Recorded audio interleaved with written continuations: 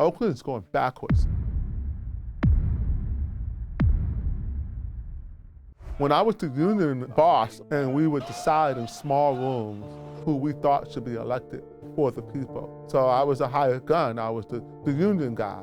Now I'm organizing for my family, I'm organizing for my neighbors, for my elders who are scared to walk down the street. Our policies have created an emergent apocalypse and a modern day hellscape. It is failed policy, it is deep-rooted institutional corruption. I say the phony progressives and the meek moderates, the spineless business people, who are absolutely predatory as well, have all contributed to the decline of these cities. Who is going to fight for the masses, the regular people, who cannot afford to have their vehicles stolen, who most of them don't even have $700 extra financial reserve for an emergency in their bank account, in a time where we're seeing energy and food prices skyrocket? I have no choice. If I want to live in Oakland, I have to fight. Hello and welcome to another episode of Bay Area Innovators. I'm your host, Steve Espas. Our guest today is Seneca Scott, a former California labor organizer and founder of Neighbors Together Oakland. While the city of Oakland continues to struggle with crime and homelessness, Seneca is working in the trenches to revive the city he loves and that he made hope over 20 years ago. He was a candidate for mayor of Oakland and continues to be involved at every civic level in the city. Today, we'll talk about Oakland, as well as a couple of compelling and inspiring things that Seneca is involved with. Seneca, welcome to our program. Thanks for having me. So first I want to mention actually to our audience, you were on American Thought Leaders a couple of months ago or so. I advise our audience to watch that program. We're not going to talk about the same things, we're going to talk about different things. So the first thing I want to ask you is about the recalls. I think recently there's enough signature gathered to initiate the recall for District Attorney Pamela Price. Yes. At the same time, the Oakland mayor is in the process of getting signatures. We had Chesa Boudin being recalled a couple of years ago. The Governor Newsom has been not recalled, but there was a recall against him as well. What is happening with these politicians? Why are they failing us so bad these days? Well, I think it's the disconnect from the voters. They no longer feel that they have to listen or do what the voters ask because we're not the ones who are electing them. So when it comes to, let's throw away the governor recall for a moment. So the governor recall is a little different than the other local recalls that you're seeing, and particularly for Chesa and for the school board members in San Francisco, as well as the Oakland mayor. They were all elected in a new and very dangerous voting system called ranked choice voting. Yes. I call it rigged choice voting because it allows for manipulation. And you're supposed to rank a numbers 1 through whatever, and you vote, you have more than one choice. No, America was founded on one person and one vote. And ranked choice voting allows someone to win without even having a simple majority. For example, Oakland's mayor, Shing Tile, won with 673 votes. And 3,093 votes were disqualified due to error because it's a complicated voting system. She only received less than 30% of the popular vote. She got less than one third. She got 31 point something percent, and then she wins. She never had a mandate. And so when you have a voting system that allows someone to win without getting a simple majority of the people, that means they've won without a mandate and they've won without the consent of the people. So what you're seeing here is a dangerous voting system, but also people who are not being elected with the mandate of the people. And this is a big point that I want to end this question with. If you look at who's being failed and who votes, a lot of people in America do not vote. Our voter turnouts are very, very low. Why is that? Ranked choice voting aside, we have low voter turnout even in places that don't have this rigged choice voting system. Why is that? Who votes and who doesn't vote? I'll give you a guess. Who votes? In an American city, who votes?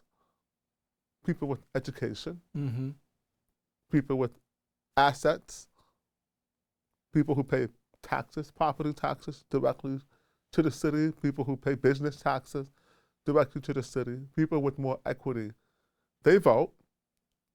Who doesn't vote? The working class. People who feel that they have no political agency. People who don't have the luxury of time to research candidates. People who don't have a disposable income to contribute politically. And then we have this divide, and the people who are voting for luxury politics of the elite that are adversely affecting the poor and working class. And in Oakland, it just so happens that the rich people live on a hill and the regular poor people live in the flatlands. The hills vote nearly 2-1 as the flatlands.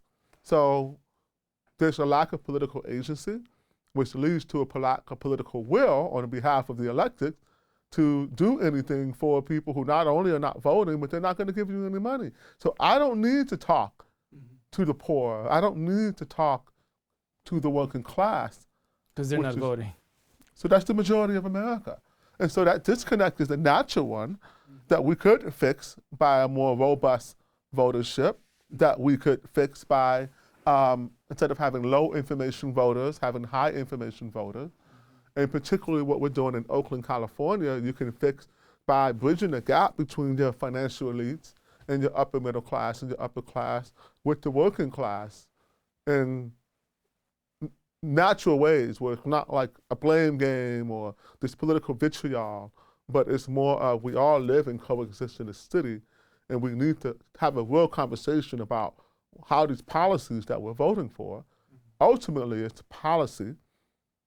Policy determines where taxpayer dollars are earmarked. And if you take Oakland, for instance, we're in a bubble of failed policy. We are bordered by 4 cities: Alameda, San Leandro, Berkeley, and Emeryville. Every one of those cities is much cleaner, much safer. Every one of those cities have a lot more businesses open that haven't failed. Those cities have In-N-Outs open. Those cities have Denny's open. Those cities, again, their property values are not plummeting the way ours are due to public safety issues. You can still get insurance for your automobile or your business in those cities. You can't do that in Oakland because they're not insuring us anymore, because it doesn't make any business sense to insure someone when you're almost guaranteed theft. So I could go on and on and on about why these people are disconnected, but it comes down to voting and money. You lived in Oakland about 20 years, is that right? 10 years. 10 years. Please tell us about your motivation. You've been involved in almost every civic level. You're in the trenches. You're working in the trenches to revive Oakland. Tell us your motivation and the things you're doing to make it happen, to make Oakland better. My motivation, to be honest, is just self-defense. I'm like a lot of people who, the American archetype, we just want to be left alone. We want to just work and raise a family and go to church and be left alone. But we can't anymore because our neighbors are being robbed and killed, and our properties are being stolen, and we're giving taxes to people who are not using it to fix the roads or teach our children in the schools. So it is self-defense. Hunter Thompson says that, it's not a direct quote, but do you know who Hunter Thompson is? With Johnny Depp? Okay, he's one of the most famous reporters in American history. He's known for being like a crazy guy, but he was a very famous reporter, and he was an excellent writer. And he has a famous quote that says, I don't like politics except in self-defense, or I don't do politics. So I always avoided politics. When I was the union boss, or the top union director for the city of Oakland, that's what I came to Oakland to do. I was the East Bay director for SCIU 1021. And so all of the East Bay, I was in charge of that negotiations for those contracts for those East Bay cities, a bunch of them, and including BARD and Port of Oakland and all these other major institutions. And I led those negotiations 10 years ago as a very young union leader. I live in LA when I was the union boss for Oakland. I stayed in hotels. And we would decide in small rooms who we thought should be elected for the people. And I believe that we were electing worker-friendly people. We were putting our union's money, our members' money, behind people who were going to do the right thing for the working class, and that we were being outspent by the big businesses and the big billionaires. And maybe that was the case 10 years ago. But I'm paying a penance. The political trajectory that I helped set off in Oakland has put me back on my own heels, because for the first time in my organizing life, I'm organizing for me. As a paid organizer for unions, I was never a nurse or a fireman or a TSA officer or a janitor or a teacher. I never did those jobs. So I was a hired gun. I was the union guy. Now I'm organizing for my family. I'm organizing for my neighbors, for my elders who are scared to walk down the streets, for my tax dollars and my business so I can get customers again and not go bankrupt. You know, I have small businesses as well that were failing in Oakland, somewhat due to the pandemic, but we never recovered. Again, as the surrounding cities are having a robust economic recovery, Oakland is going backwards. As surrounding cities are becoming more safe every day, take for instance East Palo Alto, that just went record length without a murder, a whole year. It used to be the murder capital of the world. That's right. Their policies have created a safe and livable city. Our policies have created an emergent apocalypse and a modern day hellscape. So it's out of self-defense. I know you've seen Taken, the movie Taken, with Liam Neeson when they stole his daughter. As a professional organizer, I have a certain set of skills, as the movie says, where I know how to build a movement, execute on tactics that are impactful, punch above our weight financially because we have very little money or resources, and most importantly, give people the agency and get them past their apathy to understand that they actually can make a difference in their local politics and take these offices back from the failed progressives, take these school boards back from people who don't care about our children, take these city halls back from the people who are managing the decline for the handlers. So anyway, I have no choice. If I want to live in Oakland, I have to fight. Would you say it's fair to say that the city of Oakland is declining because the choice people have made when they voted, or the rigged election? We're declining for a variety of reasons, but we should not be. First, let's talk about why Oakland should be one of the most prosperous, livable cities in the United States of America, with perfect year-round weather. We have a major port. I shouldn't have to say more. Yeah. A port city with perfect Mediterranean weather, geographical proximity to wine country and Yosemite and all of these beautiful, some of the most breathtaking natural surroundings that people come from all around the world to see. And here we are nestled right here. We should be printing money. It is failed policy. It is deep-rooted institutional corruption. And that deep-rooted institutional corruption existed before the progressives. They're not completely to blame. I say the phony progressives and the meek moderates, the spineless business people, who are absolutely predatory as well, have all contributed to the decline of these cities.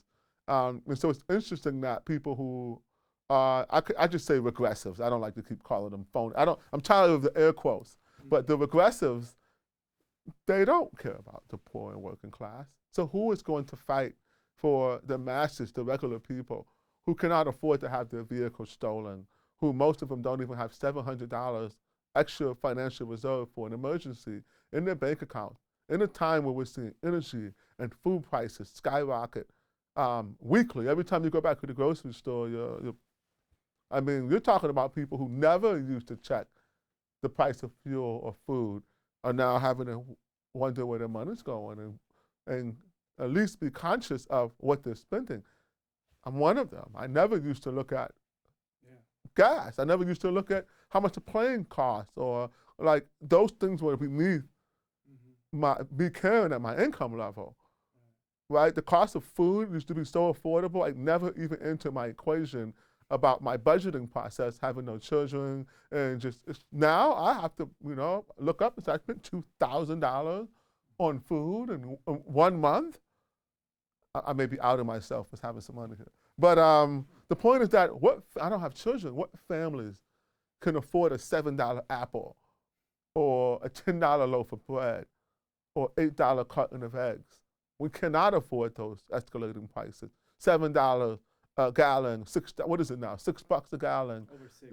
Like that is ridiculous. You can't afford that. Our salaries have not gone up. And so this is kind of off topic slightly, but here's the issue right now that we're having with our political spectrum. We have a wealth disparity issue. We have a corporate greed issue. We have a Federal Reserve gets to print whatever the F they want issue. And it's causing big problems with poverty in America. So the progressives or regressives framing that we have problems is correct. The solutions or purported solutions to these problems have been counterproductive at worst, at best have done nothing to solve anything.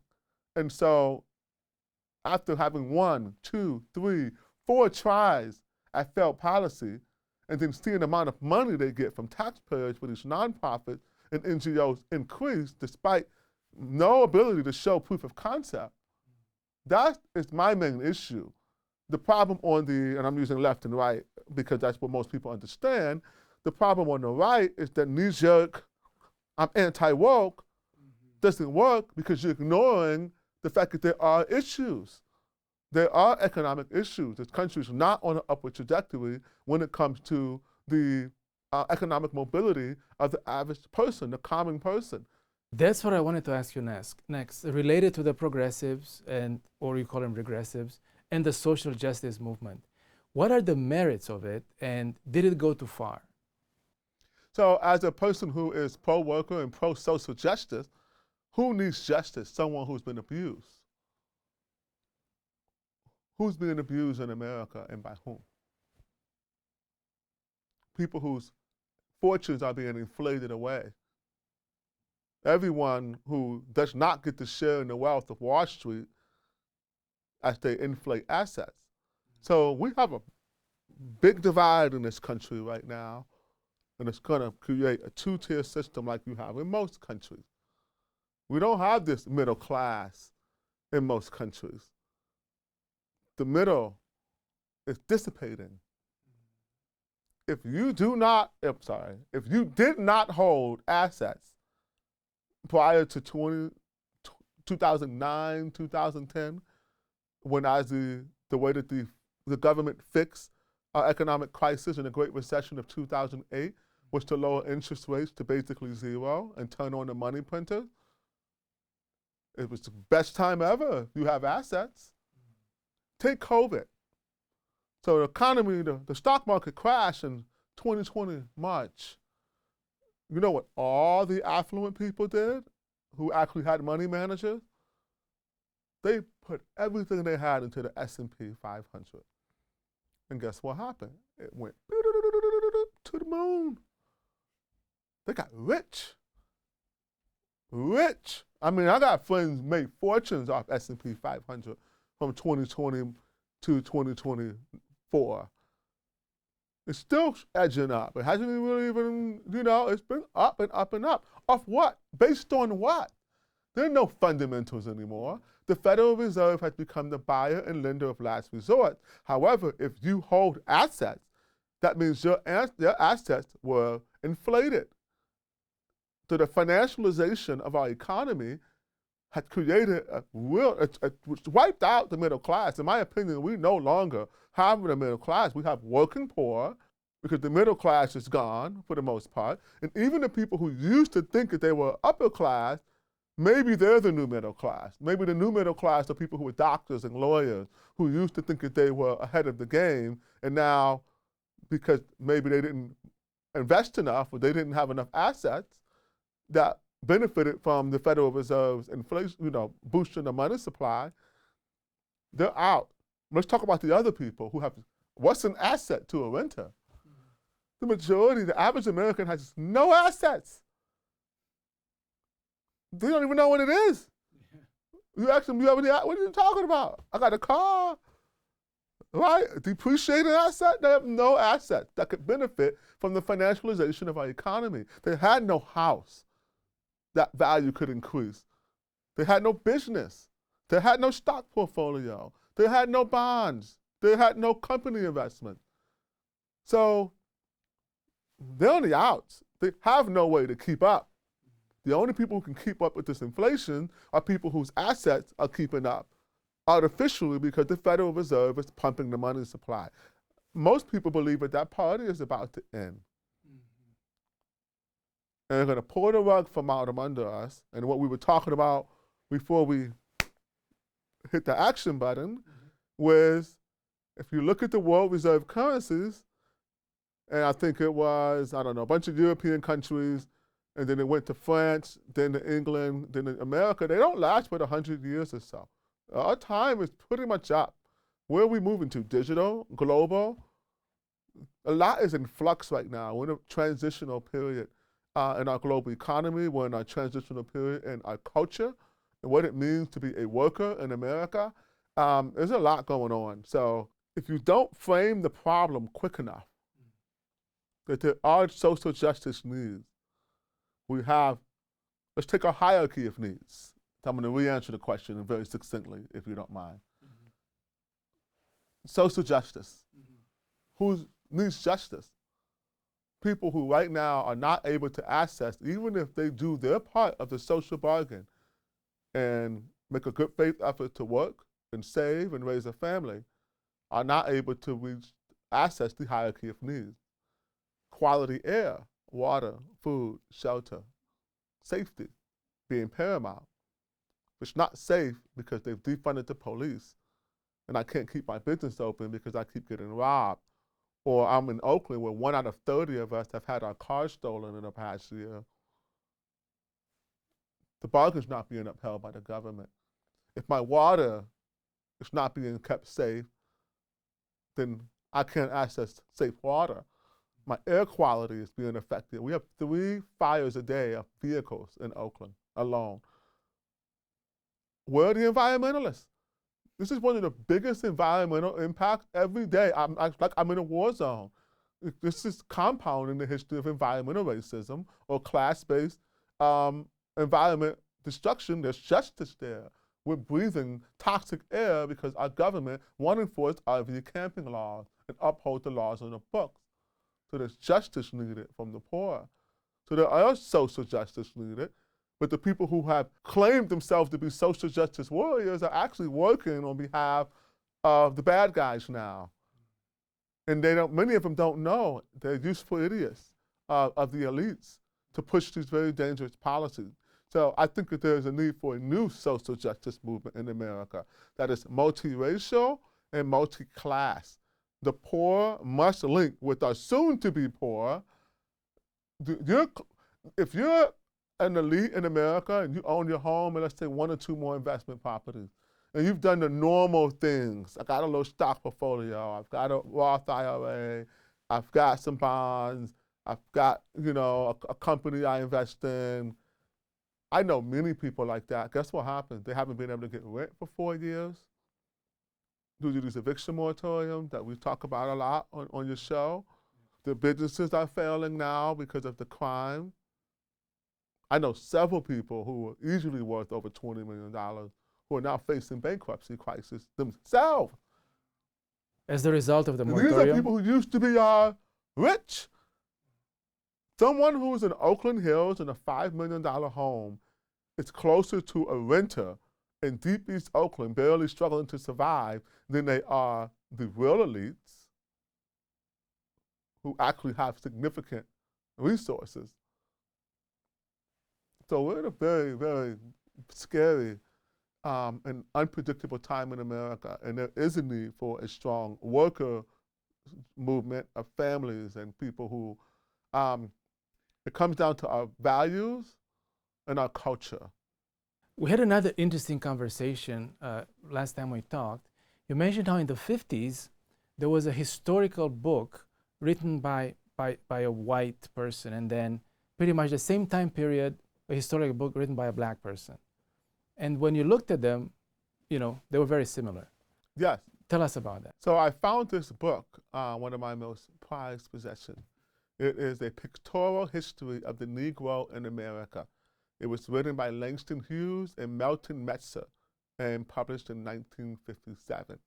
And Langston Hughes autographed it, both of them. I never knew who Melton Metzer was before I got the book, but Langston Hughes, who I absolutely knew who he was, he's one of the most famous black writers, had autographed this book. And it's an awesome book, and it has, from the time the slave ships came over, as the name suggests, it's a pictorial, so it had all these illustrations, and it was the history of the Negro in America. Not the Americas, but just the United States of America. And it went from, 1492, which was when the first slaves came, to the 1950s. A couple months later, I found an encyclopedia set. It wasn't a one guy, it was a Time Life, and was also published in 1957. And it was the history of America. And it's awesome. It's 12 books. Each one has the flag, like the Bunsen flag, the first American flag.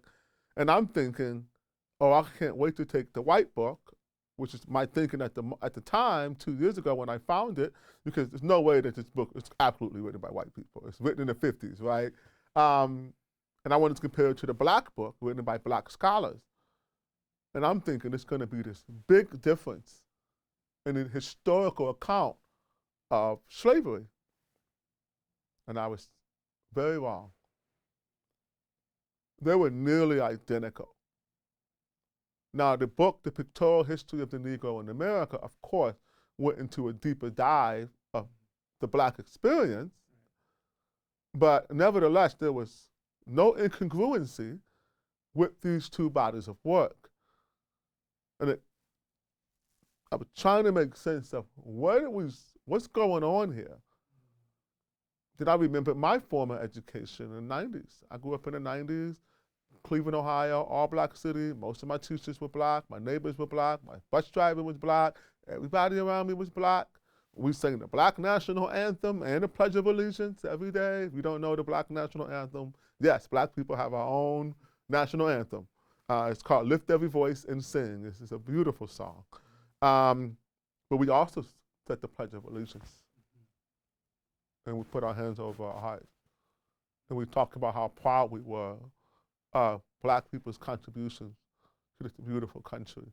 And we were taught to be proud of our grandfather's service in our military. It's a different tone. It wasn't not proud to be black, but it wasn't ashamed to be American. And we learned algebra in the 8th grade. We learned phonics. And even though some of us may have failed a few grades, not me, I did pretty well, I went to Cornell. But my friends back then who I thought may not have ended up well, they're doing great. They're doing great, most of them. Why? Because we learned the basics in our schools that they don't teach anymore. The main part I wanted to bring up is I was disturbed because something had went wrong. And so I reached out to my friend. I didn't reach out. I heard my friend in a podcast, and he was talking about how the CIA introduced narrative to our history in the 70s as a means of disrupting Fred Hampton and all those other social justice warriors we just spoke about. That's how they co-opted that movement. And so anytime you have an organic movement coming up, the government likes to get its tendrils in it and use it for their own purposes, to divide us or keep and maintain their power. And so it made perfect sense. These books were the same because what is history? Fact. An exhaustive account of as many details that I can find related to what has happened in the past. What were they wearing? What drugs were they using? What was the water quality? There's no data point too small to account for history because it gives us further view, but it's just data, it's just facts. If the facts are this native village raided this native village and killed a bunch of people and raped a bunch of women, you can decide they're the bad guys, they're the good guys. There's no protagonist or antagonist in history. There should not be an antagonist or a protagonist in history. That is up for the viewer or the reader in their own discernment with their own individual set of values to determine. History had decided that Hitler's bad. We didn't need to introduce that narrative. Nowhere in our history book could it say Hitler was a bad man. It just said Hitler presided over the genocide of this many people, or Stalin helped, which is what they did. And if you don't like it, if you don't dig it, you don't like the dude or the lady, you know what I mean? Well, you don't have to create this narrative. So now we're not getting history anymore. We're getting spoon-fed a very insidious and deliberate narrative to recreate history in the eyes of our oppressor. And by our oppressor, I mean our global elites who want to control all of us. How does it make you feel when you see that history being either changed or influenced or opinionated? How do you feel when you see that? Pretty mad. Next, I want to ask you about your goat garden. I feel that's something you're doing, again. Like in the mood a little bit? Yeah? Yes. Yeah. You have meetings there, you have, people come there, we actually covered your garden. We had a story on it a couple of years ago, I think. Well, we have a community farm that has goats. I think right now we just had 2 new kids, which are baby goats, for this season. So I think we have maybe 10 goats, and 4 are milking, so we do get milk every day. We also have maybe 50 chickens, 40 or 50 chickens. They die and stuff, but a lot of chickens.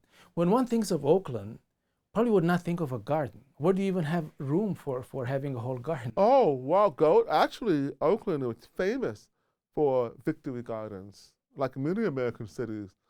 Oakland also is not as developed as a lot of our cities. So there are a lot of vacant lots or unused spaces that if left take for instance, our garden was a blighted lot filled with trash, like some of those videos you see me make.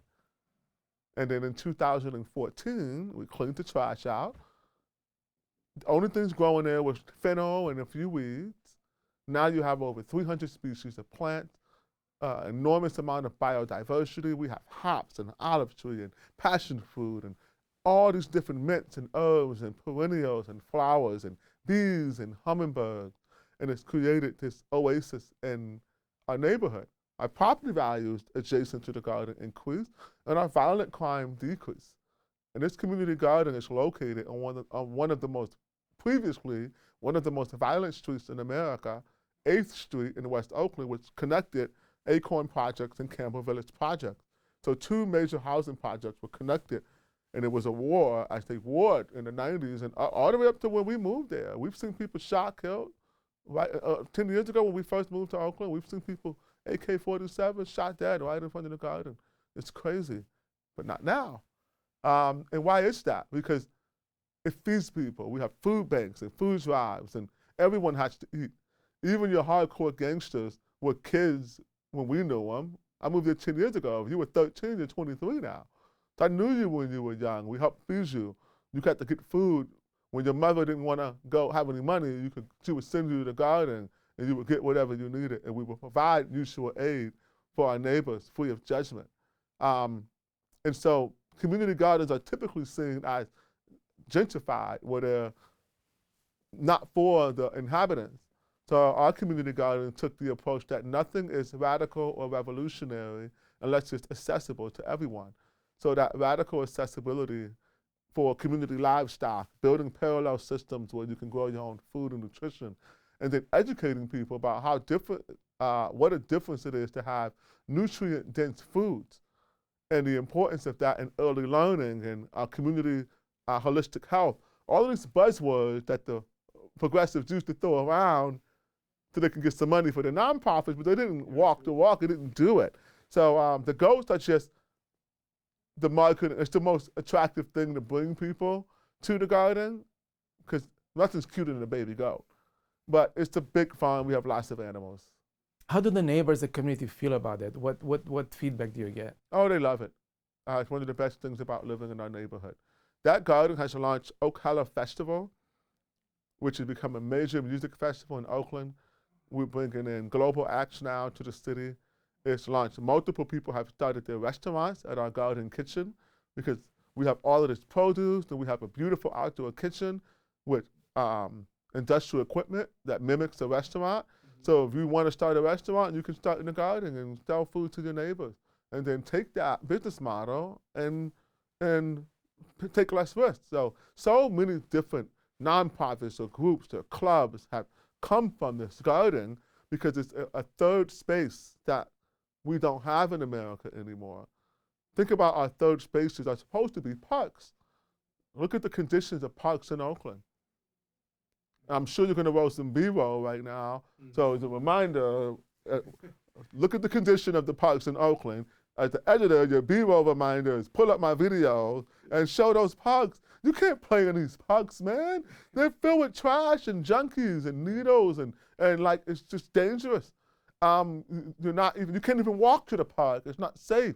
And so we don't have these third spaces that we need to keep our communities revitalized and make sure that we actually get to know each other in an organic fashion so that we're not siloed in our own worlds. We get to talk to our neighbors and get to know what we need and can help each other. So if someone comes to visit your farm, can they do that? Can they go in? Yes, we don't have beds or drawers. It's completely socialist. That's a joke. But no, there's no ownership in our farm. If you come to the garden and you want to plant a bed, it's not yours. It's everyone's. Here's the reason why. You know how much land you need to actually grow food to sustain your entire calorie intake? Our garden would maybe provide everything you need without going to a grocery store for a family of 3.5, maybe 4. That's how many calories you need a day, every single day. So what's the point of this ownership of something that you know is not going to be enough for everyone? Yeah. It's a model for you to go home or supplement. It's a place for us to share, and we all can eat from the bounty. It's not going to replace our diets, but it's something you can go get a couple of chickens and replace your entire egg supply, and you can get baby chickens from us or learn how to feed them or learn how to care work. It's meant for people to incubate these ideas and take them back into their own world. And so we've decided not to follow the traditional garden models where people have plots or we don't sell anything except to keep the garden going. We may sell like some eggs or goat milk, but mainly it's just for people to share and exist. And one of my favorite quotes is from Helen Keller, because I'm blind and deaf. Well, I'm not deaf or blind, but I'm halfway to both. I can't see for jack. Security is largely a superstition. It does not exist in nature. Life is either a grand adventure or nothing. I love that quote. If you extrapolate that, if it does not exist in nature, that means nature could reset us with its storm. And now we all need shelter. I can't build it myself. I'm gonna need your help. There's a time for collectivism and there's a time for rugged individualism. And so you have to have a fluid political system that's able to acknowledge when you have certain needs. That's why America's New Deal was one of the best parts of our story. It created the economic mobility. That was a largely socialist program. It was an entitlement program. So to stay away from them as a rule because you don't like socialism because you've seen it fail, and it has failed, the version that we've seen. So it's complicated. I think that people need to, if you're not careful, that's how you end up with the fake Marxist or your bad socialism. I don't know if there is a good socialism, I don't know. But the point is, if you don't acknowledge that there is a problem with our economic mobility, if you don't acknowledge that the powerful people, the elites, are trying to dominate us, then they will give us our solutions. That's what's happening right now with wokeism. wokeism is a fake solution given to us by our elites to keep us subservient. We've got to wake up. That's a very good point. You have to extend a hand across the aisle to the young kids. Don't demonize them or call them stupid, or they're going to genocide you. That's what happens. You've got to tell them, hey, I know you're upset. I know you don't think you have a future. That's what, imagine being 20 in America right now and not coming from an affluent family. What kind of future do you have? Not a good one right now.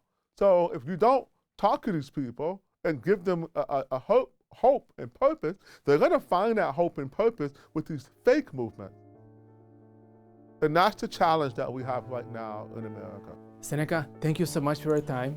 Thank you for what you're doing for Oakland, for the community, and for the society. We really appreciate you having on our program. Thanks for having me.